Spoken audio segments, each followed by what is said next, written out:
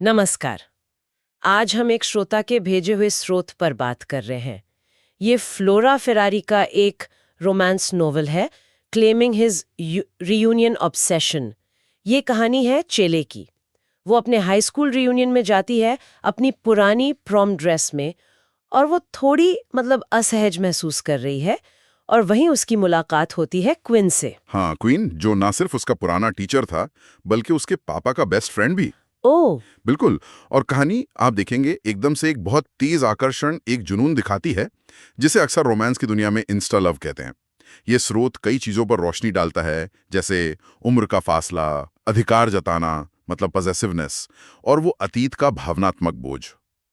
तो हमारी आज की चर्चा का मकसद है कि हम स्रोत के आधार पर इन थीम्स को और किरदारों की केमिस्ट्री को थोड़ा समझें। ठीक है, तो चलिए शुरू करते हैं। कहानी की शुरुआत ही बड़ी धमाकेदार है। चेले रियूनियन में पहुंचती है, थोड़ी हिचकिचाते हुए सी। हाँ, और क्विन उसे वही मिलता है, रजिस्ट्रेशन डेस्क पर। बिल्कुल। और स्रोत बताता है कि जैसे ही नजरें मिलती हैं, एक जबरदस्त खिंचाव होता है दोनों के बीच। मतलब बिजली सी कौंध जाती है। क्विन पर तो इसका जैसे शारीरिक असर होता है, और चेले, वो तो हैरान है अपने पुराने क्रश को देखकर। हाँ, और ये इंस्टा लव पहली नजर का प्यार या जुनून, ये कहानी के बिल्कुल सेंटर में है। एकदम। स्रोत ये दिखाता है कि क्विन फौरन उसी वक्त चेले पर अपना हक महसूस करने लगता है, उसे अपनी मानने लगता है। उसके मन में जैसे ख्याल आता है, वो मेरी है, मुझे उसे पूरी तरह अपना बनाना है।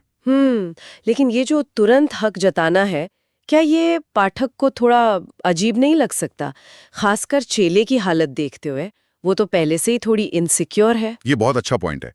देखिए, स्रोत हमें बताता है कि चेले अपनी बॉडी इमेज को लेकर और स्कूल में जो उसके साथ बदमाशी हुई थी उसे लेकर काफी असुरक्षित है। तो शायद यही वजह है कि क्वीन का ये जो तीव्र आकर्षण है और उसका प्रोटेक्टिव रवैया, वो उसे कहीं ना कहीं अच्छा लगता है। अच्छा। हाँ, एक तरह का सुरक्षा का एहसास देता है। तो उसकी ये असुरक्षा क्वीन के इस रवैये को स्वीकार करने में एक भूमिका निभाती है, ऐसा लगता है। और यहीं पे वो बदमाशी वाला एंगल आता है सिंडी सैंडर्स का। हाँ, सिंडी सैंडर्स, जिसने स्कूल में चेले को बहुत तंग किया था।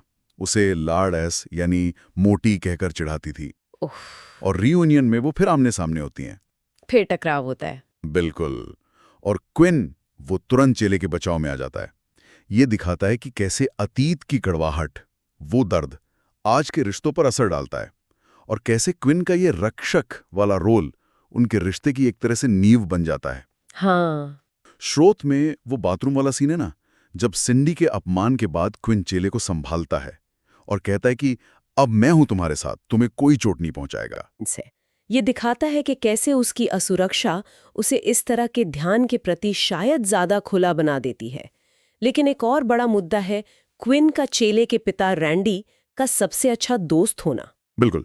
ये एक बहुत बड़ा कॉन्फ्लिक्ट है, और ये चीज तब और बढ़ जाती है जब रैंडी को उनके रिश्ते के बारे में पता चलता है। जाहिर है, पता तो चलना ही था। हाँ, और स्रोत में काफी विस्फोटक सीन है जहाँ रैंडी उनके कॉन्डो पहुंच जाता है उनका सामना करने। क्वीन वहां साफ कहता है कि चेले उसकी औरत है। ओ।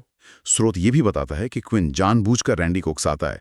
वो कहता है, मुझे ठीक से मारो, ताकि रैंडी अपना सालों का जो दबा हुआ गुस्सा है वो निकाल सके। बाप रे। और फिर मारपीट होती है। क्विन की नाक टूट जाती है, पसलियां टूट जाती हैं, लेकिन वो इसे चेले को पाने की कीमत समझकर स्वीकार कर लेता है। ये तो काफी ज्यादा नाटकीय है। अच्छा, कहानी का अंत तो फिर एक तरह की हैप्पी एंडिंग है।